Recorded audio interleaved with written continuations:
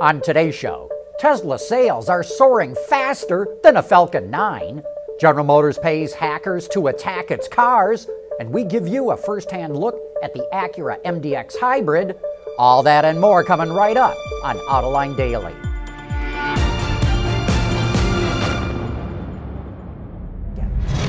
This is Autoline Daily, the show for those who truly care about the automotive industry. We've got sales data from all around the world to report on, and we start out with Tesla, which reported that its first quarter delivery shot up a staggering 69% compared to last year.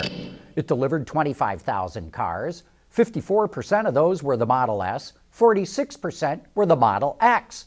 Tesla stock jumped about $10 a share over the weekend and stands at about $278 a share. Even though Tesla loses money on every car it sells and is going deeper into debt, the investment community is focused on that top-line growth. As long as that top line keeps growing as fast as it does, Tesla stock will continue to defy gravity. Automakers in the American market are reporting their sales today for last month.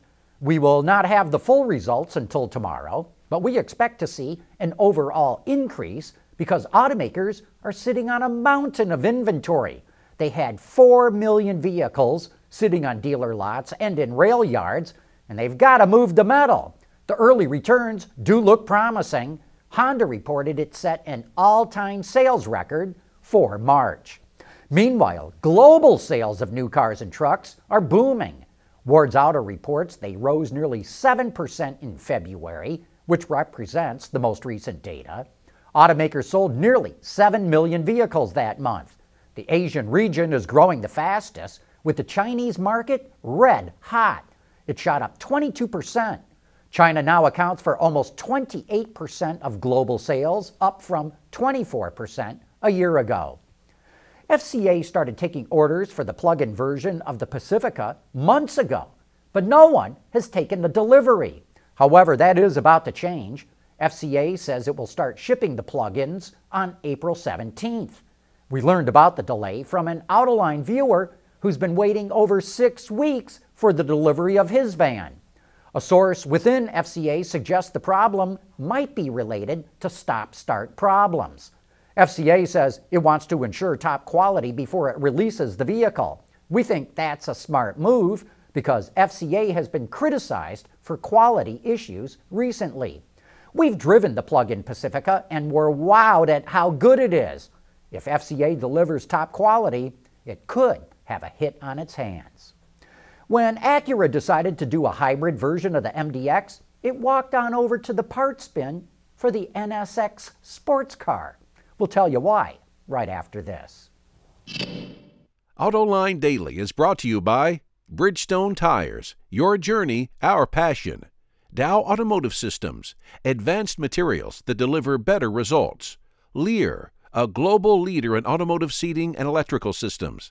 And by Borg-Warner, propulsion solutions that support a clean, energy-efficient world. Acura is getting ready to take on Lexus, Infiniti, and the German luxury brands as its new MDX Sport Hybrid hits dealerships in just days. Already the best-selling 3-row luxury SUV in the U.S. without a hybrid version, the Acura engineering team believes this vehicle can give the competition a run for its money thanks to a secret ingredient the others don't have, and that is the soul of a supercar. Really, we took the technology of the NSX and embedded it in the MDX. For instance, the twin motor unit is right out of the NSX. It's located in the front of the car for the NSX, but now it's in the rear for the MDX. We used the battery technology from the NSX. It's a 72-cell system, and employed that to the vehicle.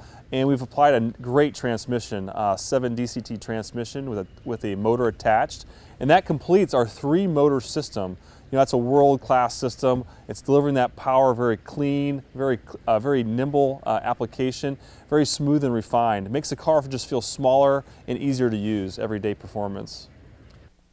If you want to know more about this sport utility, you can watch an Autoline exclusive walk-around of the MDX Sport Hybrid with Acura product planner Gary Robinson. That's up on our YouTube channel right now. Coming up next, why in the world would General Motors pay hackers to attack its cars?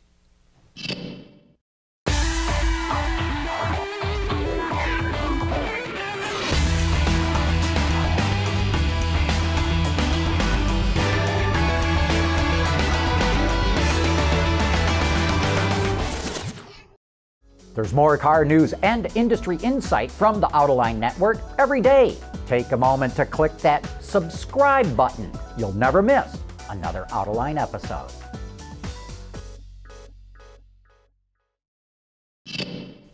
Connected cars offer a lot of benefits, but the big negative against them is being vulnerable to hackers. Ironically, those are exactly the kind of people you want to help prevent attacks. On the most recent Autoline this week, we were joined by Jeff Massimilla, the Chief Product Cybersecurity Officer at General Motors, and he shared why the company actually works with hackers and pays them to find vulnerabilities. We'll probably call it more coordinated disclosure than responsible disclosure, or a bug bounty program. I mean, really what that is, and Carl described it great, it's putting a welcome mat out to researchers. So researchers want to do You're calling them researchers, some of us might call them hackers. Exactly. I mean, you can call them, they're white hat hackers, and sometimes they might be a little bit gray hat. They aren't so black hat, but they might be gray hat a little bit. And but at the same time, really what they want to do is they want to be heard. They may want notoriety. They want credit. They may want a job, quite frankly, or they may want to get paid for their services. And I can say from our interactions with the research community, all the above are true, and all of the above are beneficial. And really, the reward versus the risk, the reward is great to get that information about your environment. And so essentially, if I can paraphrase it, you're inviting hackers to attack you, but then working with them on what they were able to uncover. That's right. Understand what they found, take it to the next level, work with our internal teams to understand it, and then remediate. I would rather have that interaction occur than an interaction where a criminalist decides to try to find a vulnerability in our environment and then launch that against our products. To learn more about what the auto industry and the government is doing to protect cars from hackers, you can watch that entire discussion on Autoline.tv or look for it on our YouTube channel. Anyway, that wraps up today's show. Thanks for watching. Please join us again tomorrow.